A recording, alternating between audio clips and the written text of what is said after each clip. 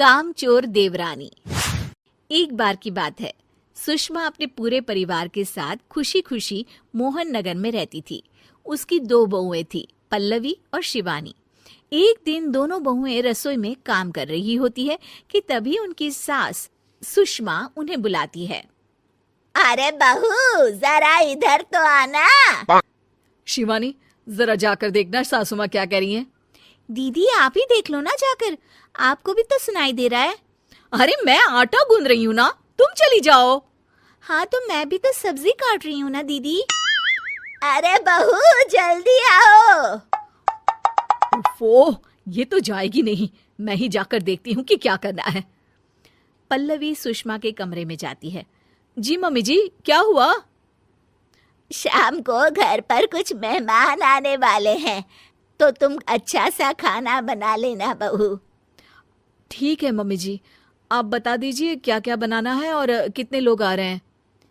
सुनील की मौसी जी और उनका पूरा परिवार आ रहा है। कुल मिलाकर 3 लोग और हमें मिलाकर हुए 9 लोग। तो अभी से ही तैयारी करना शुरू कर दो। और हाँ, घर की सफाई भी कर देना, हाँ अच्छे से। जी मम्मी जी, सब काम हो जाएगा, आप चिंता मत कीजिए। पल्लवी शिवानी को घर में मेहमान आने वाले हैं इसके बारे में बताती है। क्या 9 लोगों का खाना बनाना होगा, घर की सफाई करनी है? बाप रे, सासू माँ ने तो हमें घर की नौकरानी ही समझ कर रखा है। ऐसा नहीं बोलते शिवानी, हम इस घर की बहू हैं और घर के काम करना हमारा फर्ज है। दीदी तो है ही सासू माँ की चमची, जब देखो सासू माँ सासू माँ। मैं तो इतना सारा काम नहीं करने वाली। शिवानी कपड़े लेकर गमला साफ कर रही होती है और चक्कर आने का नाटक करने लगती है। मेरा सर चकरा रहा है। तभी वहां पल्लवी और सासू माँ जाते हैं। अरे बहू, क्या हो गया तुम्हें? मम्मी जी, बहुत तेज सर में दर्द हो रहा है। तुम एक काम करो शिवानी, आराम कर लो। नहीं नहीं दीदी, घर में मेहमान आने वाले हैं, मुझे आपकी मदद करनी चाहिए।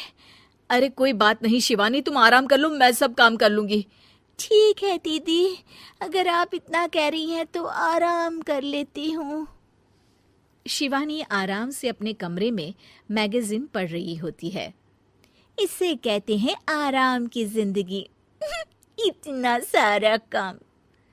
चलो सारा काम खत्म हो गया, शिवानी को देख आती हूँ। शिवानी अपने कमरे में ईयरफोन में गाने सुनते सुनते सो जाती है और उसके साइड में मैगजीन भी रखी होती है। पल्लवी वहां आ जाती है और वो सब देखती है। ओहो, तो मतलब सब काम चोरी का बहाना था। अभी बताती हूँ इसको। घर का सारा काम मुझे करना पड़ा और ये महारानी यहाँ मैगजीन पढ़ रही है, गाने सुन रही है। पल्लवी रसोई से एक प्लेट और चम्मच लेकर आती है और शिवानी को थाली बजाकर उठाने लगती है। शिवानी अचानक से उठती है। उठ गई महारानी, गाने भी सुन लिए, मैगजीन भी पढ़ ली। तुम तो बहुत बड़ी झूठी निकली शिवानी। तुमने सर दर्द का बहाना बनाया ताकि काम करने से बच सको। हाँ बनाया बहाना, तो क्या करती, इतने सारे काम करती। मुझे कोई शौक नहीं है चापलूसी का। क्या चापलूसी? तुम्हें लगता है कि मैं सारे काम चापलूसी के लिए कर रही हूँ? और नहीं तो क्या। तभी वहां सासू माँ आ जाती हैं। अरे बहू, वो लोग बस आने ही वाले हैं, तुम तैयारियां कर लो। जी सासू माँ, तुझे तो मैं बाद में देखती हूँ। सब खाना खाने बैठते हैं और खाना शुरू करते हैं। तभी सुनील की मौसी बोलती है। वाह भाई वाह, खाना तो बहुत ही अच्छा बना है सुषमा जी, एक एक चीज में क्या स्वाद है। ये सुनकर शिवानी मुंह बना लेती है। उसे अपनी जेठानी की इतनी तारीफ रास नहीं आती। आपकी बहुएं तो बहुत ही अच्छा खाना बनाती हैं। हाँ, बनाती तो दोनों ही अच्छा है, पर आज ना ये सारा खाना बड़ी बहू ने बनाया है। छोटी बहू की तबीयत ठीक नहीं थी, सो इसलिए। मानना पड़ेगा सुषमा जी, आपकी बड़ी बहू तो बहुत ही गुणवान है। पल्लवी की तारीफ सुनकर शिवानी को जलन होती है। पल्लवी ये सुनकर खुश हो जाती है और शिवानी की तरफ देखकर उसे चिढ़ाती है। कुछ देर बाद मेहमानों के जाने का वक्त हो जाता है। मौसी जी सबके लिए उपहार लाई होती है। वो सबको शगुन के पैसे देती हैं और अंत में पल्लवी के पास आती है। तुम्हारे लिए शगुन का लिफाफा तो है ही, पर बहू तुम्हें एक और उपहार भी मिलेगा इतना अच्छा खाना बनाने के लिए। मौसी अपने सोने के कंगन निकालकर पल्लवी को पहना देती है। ये लो, ये मेरे मनपसंद कंगन है, अब से ये तुम्हारे हुए। धन्यवाद मौसी जी। ये देखकर शिवानी तो पूरी तरह से जल जाती है और गुस्से से रसोई में चली जाती है।